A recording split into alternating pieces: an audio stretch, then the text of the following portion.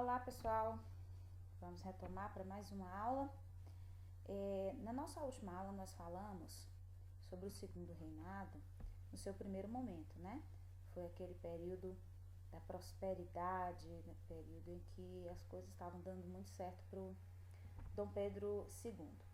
Vamos para a segunda parte agora, que a gente vai falar justamente da parte da crise do segundo reinado, que teve muito ligada a uma política externa, certo? Primeira coisa que a gente vai destacar então, vamos lembrar primeiro que a condição econômica do Brasil estava muito favorável por conta da ascensão do café. Mas vamos lembrar também que o café, ele dependia da mão de obra escrava, né? Do mesmo jeito que o açúcar dependeu dessa mão de obra. Mas muito bem, o Dom Pedro II se valeu muito dos lucros do café. O Brasil estava num período de reordenamento social.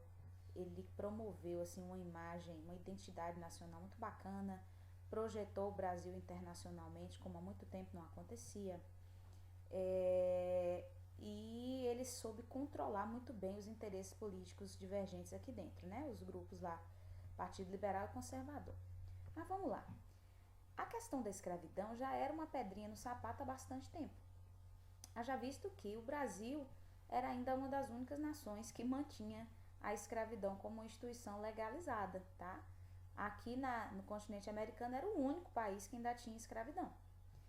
Então, o que é que vai acontecer? A pressão pelo fim da escravidão vai ser, digamos, a primeira manobra difícil para o Dom Pedro II. Ela vinha sofrendo uma pressão da Inglaterra há muito tempo. Por que a Inglaterra vinha enchendo a paciência enchendo a paciência não, era massa, né? Mas por que a Inglaterra vinha querendo acabar com a escravidão no Brasil? Não era por uma questão humanitária. É porque a Inglaterra já era industrializada há mais tempo e ela sabia que escravidão não contribuía para um desenvolvimento industrial, a começar de que uma população essencialmente, predominantemente escrava no Brasil não ia ter dinheiro para comprar os seus produtos. Muito bem. Então havia uma pressão inglesa, tá? Desde uma lei lá, Bill Aberdeen, pela qual os ingleses decretavam que era permitido abortar a vinda de qualquer navio negreiro para as imediações aqui da América, certo? A condição do Brasil nesse momento dessa lei era complicada porque o Brasil ainda economicamente meio que dependia da mão de obra escrava, tá? E se o governo brasileiro assentisse a essa lei, ele ia procurar problemas internos aqui com os escravocratas. Mas muito bem, o Brasil então se via naquela condição, ceder à pressão interna ou à pressão externa. Internamente ainda eram poucas as pessoas que lutavam pelo fim da escravidão, a pressão vinha mais de fora. Então, o Brasil vai ficar assim meio que engatinhando, fazendo um passo a passo para não acabar com a escravidão de uma vez por todas e não se prejudicar internamente. O que é que isso significa? 1850, a Lei Eusébio de Queiroz, essa lei proibia o tráfico negreiro. Então, a partir de 1850, não viriam mais escravos novos da África. A galera ia ter que se virar com os escravos que existiam aqui dentro do território, tá? Isso fez com que crescesse o tráfico interno, né? Escravos de uma província indo para outra, né? Onde a mão de obra estava sendo mais necessária. Mas, enfim, se proibiu o tráfico negreiro. Isso aí já era um sinal de que a escravidão estava com os dias contados, tá? E era um sinal de que aqui dentro do Brasil também começava a haver um movimento em prol da abolição. Esse movimento vai crescer e lá pelos idos de 1871 a pressão interna aumenta, quer dizer, já tinha a Inglaterra lá de fora pressionando para acabar e aqui dentro aí vão surgir e vão crescer grupos abolicionistas. 1871, Lei do Ventre Livre. Os filhos de mães escravas nascem livres a partir daquela data, porém, até uma certa época ficariam com a mãe, depois ela escolheria se ele iria embora ou se ficaria durante um tempo trabalhando para pagar uma indenização. Ou seja, era uma liberdade pela metade aos filhos de escravos, né? Mãe nenhuma deixaria seu filho tão jovem assim sair de perto. Aí, 1885, Lei dos Sexagenários. Todos os escravos a partir dos 65 anos de idade estariam libertos, mas deveriam trabalhar por mais alguns anos para pagar essa indenização. Veja, a coisa mais rara do mundo era um escravo passado dos 60 anos de idade. Não aguentava. E quando passava, ainda ia ter que ficar um tempo para pagar a indenização, ou seja, foi a maior furada essa lei. Dizem que o Dom Pedro II, por ele, já teria abolido a escravidão. Que a filha dele, inclusive, participava de encontros de grupos abolicionistas. Não se sabe se isso é 100% verdade. Mas ele não tinha condição de acabar de vez com a escravidão, porque um dos sustentáculos do governo dele eram os grandes proprietários de terra, certo? Que não queriam que a escravidão acabasse. Isso não está errado porque quando a Lei Áurea é assinada em 1888, inclusive assinada pela Isabel, filha dele, já que ele estava viajando para tratar da saúde, só durou um ano o governo do Dom Pedro. Só durou um ano. O Império e o Brasil virou república. Dá pra gente perceber, então, que digamos que o fio que segurava o Império era a escravidão. E que, portanto, quem realmente tinha o domínio da política na mão eram essas pessoas, essa elite agrária escravocrata, portanto. Então, a gente está vendo aí que a questão do processo de abolição da escravidão no Brasil foi gradual. E como ela não era indenizada, né, o governo não ia pagar nada pelos escravos libertos, quando enfim aconteceu, gerou uma raivinha, uma chateação nos proprietários de terra. Esse foi o primeiro problema de Dom Pedro. Segundo, vamos seguir. Relações com a Inglaterra. Vocês lembram que o Brasil já tinha seu rabo preso com a Inglaterra desde a época da independência. Foi a Inglaterra que patrocinou a vinda da família real para cá. É a Inglaterra que vai depois convencer Portugal a aceitar a nossa independência. E aí nós vamos ficar devendo favores à Inglaterra. Então a Inglaterra sempre quis ter o caminho aberto e livre aqui para comercializar no Brasil. Durante o primeiro reinado, durante uma parte do segundo reinado, ok, a relação estava amigável. Chega um ponto ali, a partir de 1850, por ali, a diplomacia entre Inglaterra e Brasil já estava praticamente acabada. Porque o Dom Pedro II meio que não aceitava que eles tivessem toda essa liberdade e que a gente não tivesse muita coisa em troca. Então lembra quando o primeiro ponto foi o tráfico negreiro, né? Eles queriam impor que o Brasil acabasse e o Dom Pedro ficou lá meio que segurando a situação. Depois vieram as tarifas. Lembra que a gente falou no último capítulo? Quando o Dom Pedro II decretou algumas tarifas, a Alves Branco e uma outra que aumentava o valor dos impostos de produtos estrangeiros? O Dom Pedro queria só o quê? Valorizar o produto nacional e por isso aumentou o imposto sobre o estrangeiro. A Inglaterra se incomodou porque ela queria continuar igualzinho era na época do Dom João, do Dom Pedro I, que ela pagava menos imposto do que todo mundo. E vem a tal da questão Christie. O que foi a questão Christie? O William Christie, um diplomata britânico aqui no Brasil, primeiro vai acontecer um incidente de um navio britânico que afunda aqui na costa brasileira e o navio foi saqueado. Simples assim. Esse William Christie, né, acho que ele era embaixador aqui, era um diplomata, se incomoda e vai falar que que a Inglaterra tinha que ser indenizada porque a carga foi saqueada, etc e tal. E aí vai acontecer um outro incidente que alguns soldados britânicos que andavam se divertindo excessivamente, né, ali pelos portos do Brasil, sem roupa oficial, e destrataram infligiram algumas leis aqui, lá pelo Rio de Janeiro. E aí o Christie, ele vai dizer que ele exigia uma retratação do governo brasileiro, porque aqui era um povo atrasado, esculhambou, tocou fogo no coreto, e queria uma retratação. O Dom Pedro II vai fazer o quê? Olha, eu vou pagar uma indenização pelo prejuízo da carga que foi roubada, tudo bem, agora eu não vou me retratar de nada não, você é que tem que se retratar porque você ofendeu o Brasil e porque os seus funcionários também causaram ofensas aos brasileiros, e ele não aceitou que um inglês moderno e perfeito como eles imaginavam que era, fosse se retratar como brasileiro. E aí virou um BO, porque o Dom Pedro II não quis, como se diz, abaixar a cabeça aos ingleses. Virou problema, e aí a Inglaterra, que antes que era meio que parceiro comercial do Brasil, começa a querer encher a paciência do Dom Pedro II. Terceiro problema que o Dom Pedro vai ter. Então, primeiro foi a questão da abolição, depois a questão com a Inglaterra, Guerra do Paraguai. A região do Rio da Prata é uma região que fica ali na pontinha da América do Sul, era uma região extremamente disputada, é uma bacia hidrográfica enorme, e essa bacia hidrográfica servia como condução de mercadorias até os portos do litoral para então encaminhar. Então, dominar a região do Rio da Prata era uma coisa interessante para todo mundo ali do finalzinho. Quem é todo mundo? Brasil, Uruguai, Paraguai e Argentina. Com o Dom Pedro I, pai do segundo, o Brasil perdeu essa região num conflito, tá? Qual o contexto, então, da formação do conflito, então, da Guerra do Paraguai?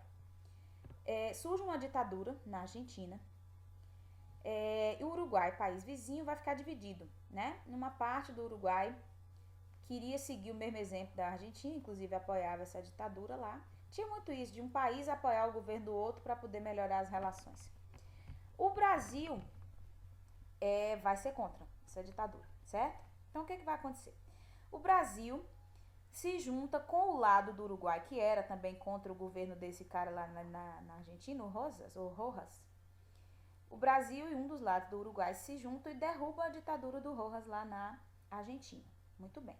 Vocês viram que um país se interferia no governo do outro por conta de interesse. E aí o Brasil vai fazer o quê? Tentar um decreto de livre navegação naquela região do Rio da Prata. Aí o que vai acontecer? Quando o Brasil tenta essa livre navegação, o Uruguai, uma parte do Uruguai que tinha ficado ao lado do Brasil contra a Argentina, diz: epa, peraí, agora o Brasil está querendo tomar conta da região inteira. O que vai acontecer? Estou colocando para vocês e por que a importância dessa região da Prata. Tá vendo a bacia do Rio da Prata? É enorme, ó. A maior parte dela tá aqui no Brasil, ó. Mas tinha uma parte lá no Paraguai, na Argentina, também no Uruguai. A divisão territorial não era essa, tá? Então tinha uma parte da bacia, uma parte que hoje é do Brasil, vocês estão vendo aí, que pertencia ao Paraguai. O Paraguai era o menorzinho de todos os países, era humildinho, mas estava num período de uma prosperidade econômica enorme. Então, quando vocês verem lá o Brasil interferindo no governo da Argentina, o Uruguai também, não era por uma questão muito de interesse, era por uma questão de acordos para ver quem tinha direito de navegar livremente por isso aí. Para quem essa questão do domínio do prata era mais importante? Para o Paraguai, pessoal, porque a Argentina, ó, tem um pedacinho dela lá embaixo que tem contato com o oceano. O Uruguai também, o Brasil também. De todos, qual é o que não tinha contato com o oceano? Paraguai. Por isso, para eles dominarem o caminho que leva de lá de dentro do país deles até desaguar, era extremamente importante.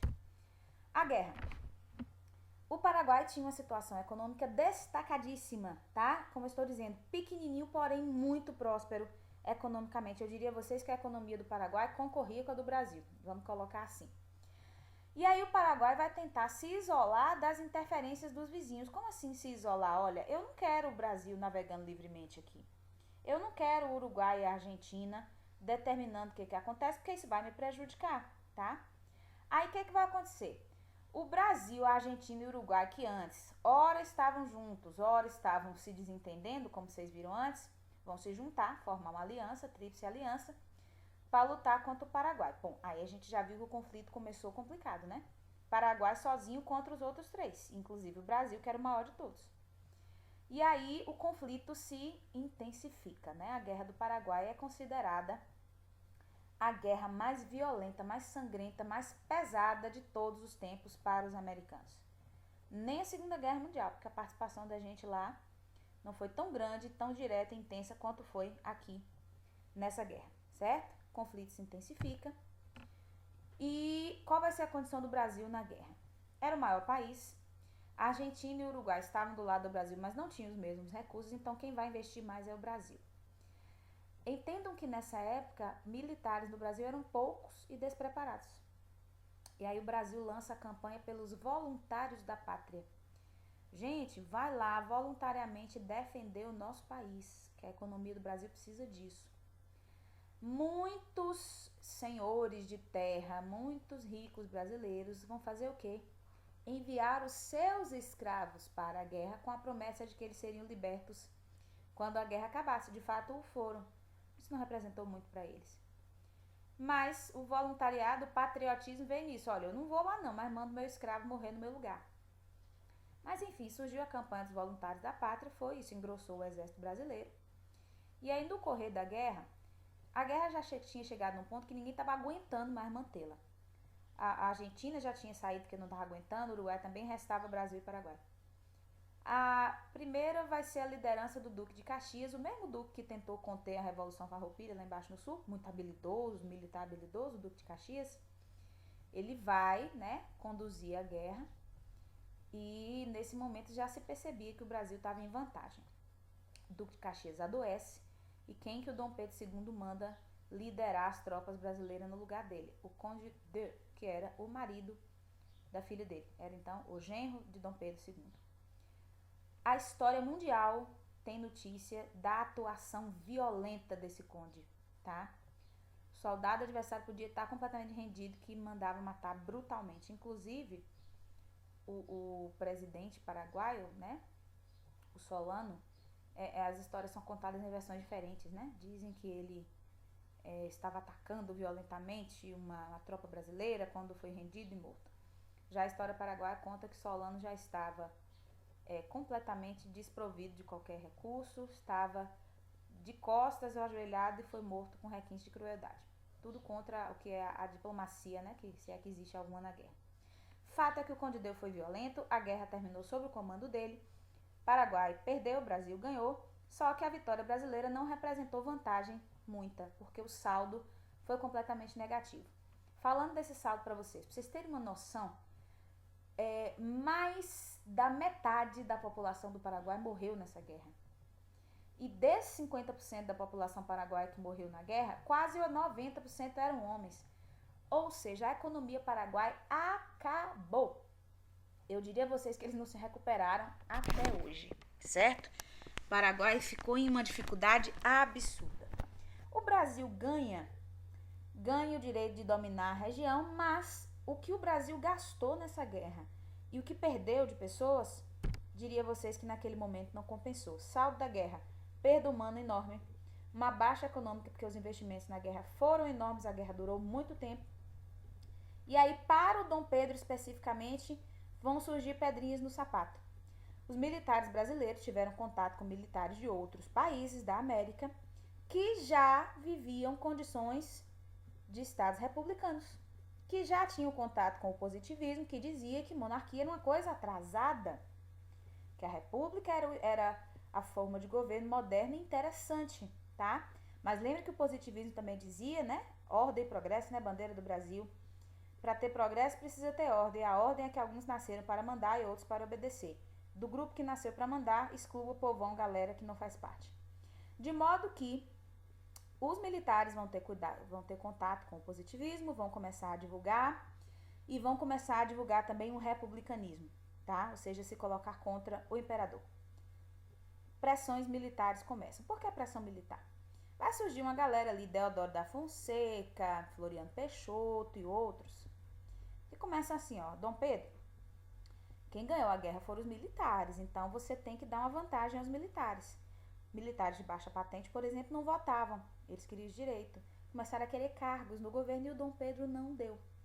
Então eu digo a vocês que alguns militares começaram a fazer uma campanha para acabar com a monarquia e iniciar uma república, não porque eles eram republicanos, mas porque ficaram com dor de cotovelo porque não ganharam do Dom Pedro II as vantagens que queriam, começando o Deodoro da Fonseca, que todo mundo sabe, foi no gabinete do Dom Pedro pedir um cargo, não ganhou e aí pronto, foi lá fora, fez um movimento, organizou uma situação, expulsou o Dom Pedro do país e decretou o fim da monarquia e proclamou a república no Brasil. Última década do Império, o golpe. A mudança de condição política do Brasil de Império para a República foi um golpe? Foi. Esse golpe foi articulado por elites. A elite militar, que queria vantagens depois do fim da Guerra do Paraguai, não teve. A elite religiosa da Igreja Católica, que se chateou. E a elite agrícola por conta da escravidão. Qual foi o caso? Militares. Termina a guerra, alguns realmente se convencem de que a República era melhor, outros queriam só oportunidade política e não ganharam. Começam a fazer campanha contra Dom Pedro II, inclusive nos jornais. Questão religiosa. O Papa, incomodado com as ações da maçonaria, porque era uma das únicas instituições que tinha coragem de criticar os abusos da igreja, de criticar o fato de que a igreja intervinha na política e certas falsidades que haviam entre a cúpula da igreja, o Papa proíbe católicos de participarem de reuniões da maçonaria. O Dom Pedro II usa do padroado, que era uma lei que permitia a ele alterar determinações da igreja. E ele fala, não vou proibir, até porque ele próprio era maçom. Vocês estão vendo que então maçonaria não tem nada a ver com... Ela não é uma corrente religiosa. Existiam muitos católicos que participavam, pessoas de outras religiões também. Mas a maçonaria incomodava a igreja porque a criticava. O Dom Pedro II não acata essa decisão da igreja, não proíbe as reuniões da maçonaria, não prende católicos que estivessem participando, pronto. Ganha a inimizade da igreja católica. Os chefes da igreja católica começam também a fazer campanha contra Dom Pedro. O último fiozinho que segurava o império era os proprietários de terra, a elite agrária. Quando ele termina a escravidão de vez em 88, pronto, perdeu o apoio dos líderes proprietários de terra. Aí o império só dura mais um ano. Então o golpe que deu origem à República no Brasil foi articulado pela elite militar, elite religiosa e elite agrária, que não tiveram do Dom Pedro as vantagens que gostariam de ter e se articularam e expulsaram Dom Pedro do Brasil, e assim acabou o nosso império e começa a nossa república às avessas. Ok? Tchau, tchau.